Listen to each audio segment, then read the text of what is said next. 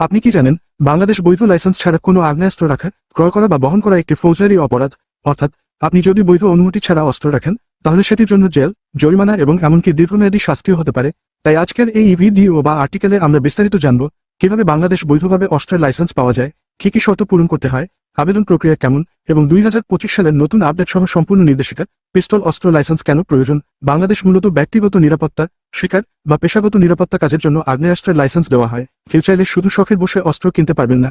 সরকার খুব সীমিত সংখ্যক ব্যক্তিকে তাদের প্রয়োজনীয়তা যাচাই করে অনুমতি দেয়। বাংলাদেশ সাধারণ নাগরিকদের জন্য যেসব অস্ত্রের লাইসেন্স দেওয়া হয় সেগুলো সাধারণত নিচের সীমায় থাকে: পিস্তল বা রিভলভার 0.32 ক্যালিবার পর্যন্ত, শটগান বা সিঙ্গেল ব্যারেল বন্দুক, ডাবল ব্যারেল বন্দুক, অটোমেটিক বা ভারী আগ্নেয়াস্ত্র শুধুমাত্র আইনশৃঙ্খলা বাহিনী বা বিশেষ নিরাপত্তা সংস্থা ব্যবহার করতে পারে।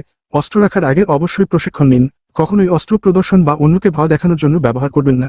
লাইসেন্স কার্ড সবসময় সঙ্গে রাখুন। মেয়াদ শেষ হওয়ার 30 দিনের মধ্যে নবায়নের আবেদন করুন। কোথায় আবেদন করবেন? অস্ত্রের লাইসেন্সের আবেদন করতে হয় জেলা প্রশাসক, ডিসি এর অফিস। প্রতিটি জেলায় আগ্নেয়াস্ত্র শাখা, আর্মস সেকশন নামে একটি বিভাগ থাকে যেখানে আপনি আবেদন জমা দিতে পারবেন। প্রয়োজনীয় কাগজপত্র: অস্ত্র লাইসেন্সের জন্য নিম্নলিখিত কাগজপত্র জমা দিতে হয়। পূরণকৃত আবেদন ফর্ম ডিসি অফিস থেকে পাওয়া যায়। জাতীয় পরিচয়পত্রের ফটোকপি, পাসপোর্ট সাইজ ছবি সাধারণত 3 কপি, পুলিশ ভেরিফিকেশন রিপোর্ট, কর শনাক্তকরণ নম্বর, টিন সার্টিফিকেট, পেশাগত প্রমাণপত্র যেমন ব্যবসার ট্রেড লাইসেন্স বা চাকরির প্রমাণ, নিরাপত্তা প্রয়োজনীয়তার ব্যাখ্যা, একটি লিখিত বিবৃতি কেন অস্ত্র প্রয়োজন। ফি ও খরচ: অস্ত্র লাইসেন্সের ফি নির্ভর করে অস্ত্রের ধরন ও লাইসেন্সের মেয়াদের উপর।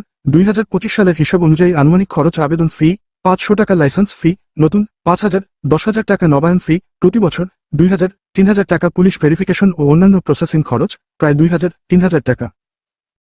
অস্ত্র একটি শক্তিশালী বস্তু, এটি নিজেকে রক্ষা করার জন্য, না যে কারো ক্ষতি করার জন্য। তাই যারা সত্যিকার প্রয়োজনীয়তা দেখাতে পারেন তাদের জন্যই সরকার এই লাইসেন্স প্রদান করে।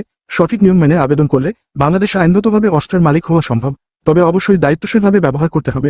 এই ভিডিওটি যদি তথ্যবহুল মনে হয় তাহলে লাইক দিন, কমেন্টে আপনার মতামত লিখুন আর সাবস্ক্রাইবও করুন আমাদের চ্যানেল, যাতে এমন আরও তথ্যবহুল ভিডিও মিস না করেন।